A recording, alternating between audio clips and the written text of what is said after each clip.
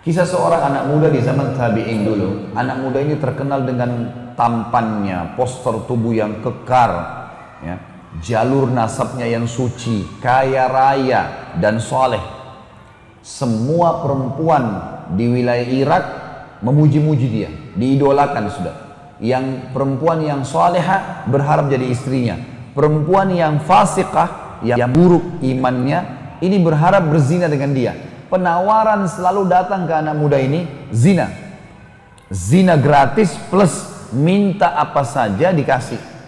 Mau minta emas, mau minta kereta kencana, apa saja, yang penting mau berzina. Selalu dia tolak. Ringkas cerita, anak muda ini umurnya 20 tahun. Ada satu istri pejabat pemerintahan pada saat itu, terkenal juga dengan kecantikannya, dengan postur tubuh yang tinggi, yang semampai, yang segala macam hal kelebihan.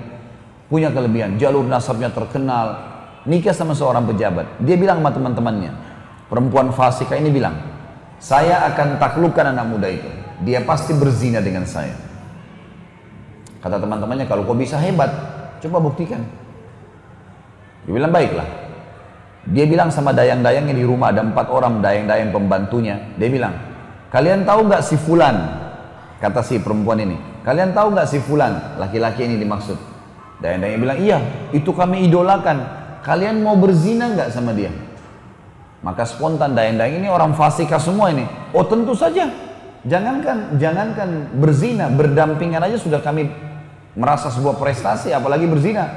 Kata majikannya, saya akan berzina dengan dia. Dan kalau saya berhasil, saya akan berikan kalian kesempatan berzina dengan dia. Tapi kalian harus dukung saya. Baik, apa yang kami harus lakukan? Kebetulan rumah anak muda ini, Bapak Ibu sekalian, rumahnya dia dengan masjid, ngelewatin rumahnya si perempuan ini. Jadi 5 waktu sholat kalau ke masjid pasti lewat rumahnya orang ini, rumah pejabat ini. Perempuan fasika ini menunggu, dalam kisah yang dikatakan suaminya sampai safar, tugas negara. Dia tahu kapan safar suaminya, dan zaman dulu teman-teman, orang kalau safar itu bisa sampai 3 bulan. Karena memang tidak ada transportasi kayak kita sekarang, nggak ada pesawat, orang naik kuda. Bisa hidup, bisa mati gitu. Safarlah si pejabat ini keluar Irak pada saat itu, bertugas negara. Ringkas cerita, si perempuan ini mulai menjalankan tipu syaitannya. Dia bilang sama dayang-dayangnya, suami saya sudah safar semalam, sebentar kalau anak muda ini lewat, waktu itu kebetulan duhur, siang hari. Kalau perempuan laki-laki ini lewat, tahan dia. Dan kalian keluar bilang, di dalam rumah kami sambil kalian menangis-nangis, Tuhan kami sedang sakarat, akan meninggal dunia. Suaminya nggak ada laki-laki. Tolonglah. Kalau dia masuk ke dalam rumah, jebak dia. Maka dayang-dayang bilang, baiklah. Lewatlah si anak muda tokoh kita ini. Kemudian dayang-dayang ini keluar, tiba-tiba buka pintu, nangis-nangis. Tuhan saya di dalam lagi sakarat dan tolong bantulah. Anak laki-laki ini mungkin seperti orang diantara kita juga, kalau tahu seperti ini, lillahi ta'ala dia masuk ingin membantu. Karena ini juga orang-orang pada tahu orang lewat di situ. Begitu masuk ditutup pintu, kata dayang-dayang ini sama tuan rumahnya sekalian, kamu sekarang sudah terjebak dalam jebakan kami. Kamu harus berzina dengan kami. Kalau tidak, kami semua berlima akan teriak ke orang-orang kalau kau datang untuk menzinai kami, kau akan memerkosa kami. Jadi dijebak untuk berbuat zina. Ini bukan orang seperti seseorang di antara kita sengaja mampir ke tempat zina atau ngerayu perempuan. Perempuannya yang minta 5-5-nya. Zina gratis di sini.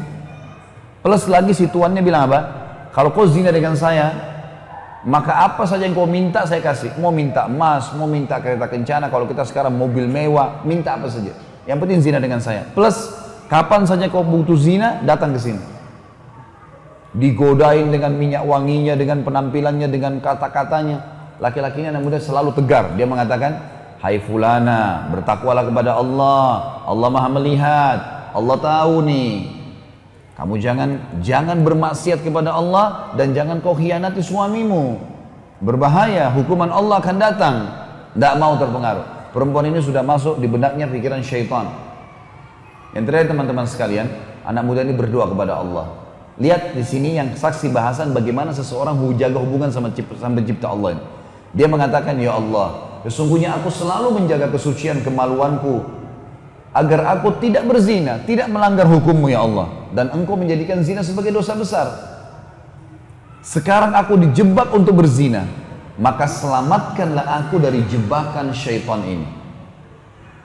Allah punya cara teman-teman sekalian. Yang terjadi adalah anak muda ini rasa mules tiba-tiba dalam kisah yang dikatakan. Jadi perutnya tidak enak, sakit, mau buang air besar. Lalu dia bilang sama perempuan ini, perut saya sakit. Memang apa adanya, saya mau buang air. Kata si tuan rumahnya, itu kamar mandi WC di sana. Kamu silakan selesaikan hajat kamu, keluar tetap zina sama kami. Anak muda ini masuk ke WC sambil berpikir, dia sambil buang air. Subhanallah, kisahnya begitu. Setelah buang air, muncul ide dia. Sebagai pertolongan dari Allah, dia ambil kotorannya. Anak muda ini bersih sekali, wangi, bersih, orangnya gagah, tidak pernah begini. Tapi tiba-tiba muncul idenya, dia ambil kotorannya sendiri, lalu digosok di bajunya. Sedikit, tidak banyak. Begitu dia keluar dari kamar mandi WC, si perempuan ini lihat, perempuan ini orang kaya, biasa bersih, biasa wangi. Lihat kotoran di badan. Kok kamu begini, jorok sekali kalau bahasa kita. Dia bilang, saya begini sekarang. Inilah saya. Maka tuan rumahnya bilang sama dayang-dayangnya, keluarkan laki-laki ini dari rumah saya, karena saya tidak pernah temukan laki-laki sejorok dia. Nggak mungkin saya mau berzina sama orang begini. Maka laki-laki tersebut keluar teman-teman sekalian. Begitu depan pintu orang ini, sujud syukur kepada Allah karena tidak jadi berzina. Bayangkan bagaimana seseorang kalau tahu Tuhannya, bisa, kalau tadi Nabi SAW dalam kondisi sakit, musibah sedang datang, bisa sabar. Dan pada saat itu puncaknya Allah akan datangkan pertolongan. Orang anak muda ini diajak berzina gratis, bisa dapat dengan menikmati mereka, dapat lagi hadiah-hadiah, bisa dia tinggalkan karena tahu bagaimana menjalin hubungan dengan Sang Pencipta Allah.